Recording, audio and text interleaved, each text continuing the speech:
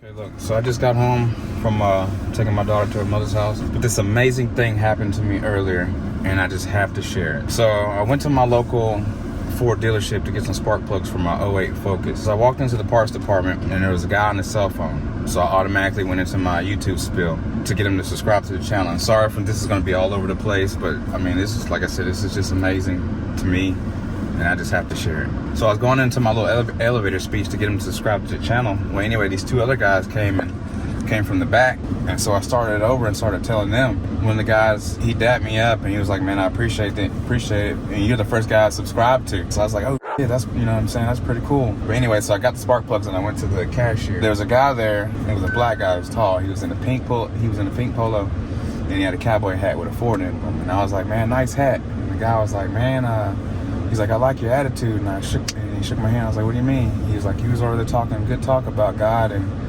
you know, this, that, and the other." And I was like, "Yeah." I was like, because I basically went into the pitch again, but it's not a pitch because it's who I am. You know what I mean? It's just, it's so out there that you wouldn't think anybody would come out with it. But anyway, so I was like, yeah, because I'm a recovering addict. You know what I mean? And, you know, at one point in time, you know, somebody believed in me more than I believed in myself, and I had to gravitate towards that, and it helped me, and it gave me a light. And who am I not to share that light? Because it doesn't do me any good if I keep it to myself, and it only kill me in the long run. Because, you know what I mean, I'll eventually run back to the same thing. Anyways, we parted ways. I'm going out to the car, pulling out the parking lot. The guy that had dapped me up at the parts, he was like trying to flag me down or whatever. So I was like, you know, I pulled over into the spot or whatever, and he came to the window and he knelt down at the window. He was like, "Man, I appreciate you coming in there, because, man," he's like, "I'm dealing with the same stuff too."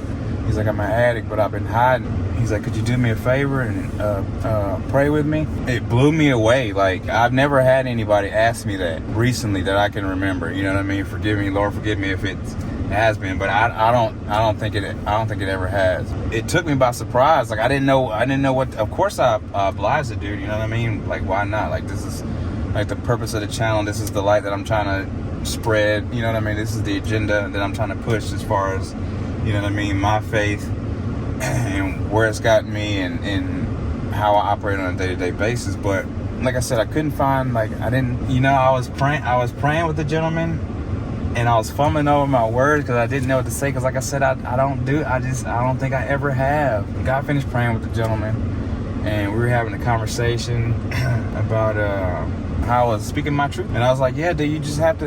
That's your greatest asset at the end of the day. Like, we all have our own particular brand of."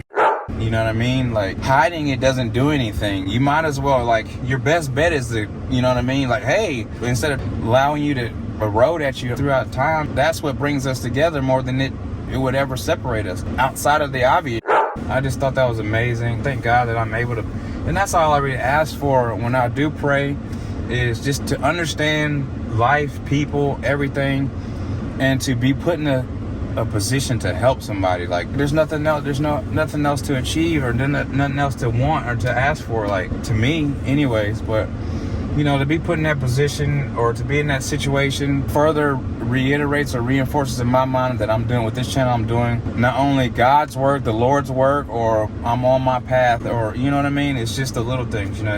Not everybody's gonna pat you on the back. Some people don't believe in themselves enough to pat you on the back. They don't know how to pat you on the back. They don't know how to tell you they love you. You know what I'm saying? Even though they do deep down inside. And that's what the devil wants, for us to keep our own particular brand of within ourselves. You know what I mean? And not being open and sharing and allowing an answer or a way to progress come to you, or the Lord's light or God's light or whatever, the universe's light, to come into you and to share a message or show you a way out or a way through or things of that nature. But like I said, I just got home from taking my daughter to her mother. She starts school this week. I just want to share that with y'all. I love y'all, and always to God be the glory. Peace.